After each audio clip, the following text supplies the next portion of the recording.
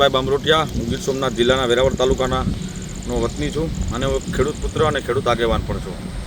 તમે બધા જોવો છો કે ગઈકાલ બપોર 1 વાગ્યાથી સમગ્ર વેરાવળ અને ગીર સોમનાથ જિલ્લામાં જે કમોસમી વરસાદ પડ્યો છે અને એમની અંદર વેરાવળ તાલુકાના ગ્રામ્ય વિસ્તાર અને સૂત્રાપાડા તાલુકાના ગ્રામ્ય વિસ્તારમાં બહુ અતિશય પ્રમાણમાં ભારે વરસાદ થયો.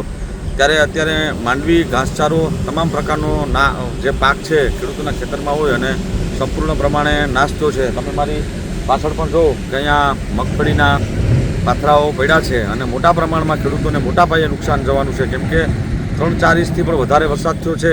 ત્યારે રાજ્ય સરકારને મારી વિનંતી છે કે ખેડૂતનો દીકરો છે તે જગતનો તાત છે અને આ જે અત્યારે જે દિવાળીની અંદરના સિઝનની અંદર આ જે મગફળીનું વાવેતર કર્યું છે એ સંપૂર્ણ પ્રમાણે નાશ થયું છે. ત્યારે સમગ્ર ગીર સોમનાથ જિલ્લા અને આજુબાજુના જિલ્લામાં રાજ્ય સરકાર તાત્કાલિક ધોરણે સહાય ચૂકવે અને સર્વે કરાવે અને વળતર આપે એવી મારી લાગણી અને માગણી છે.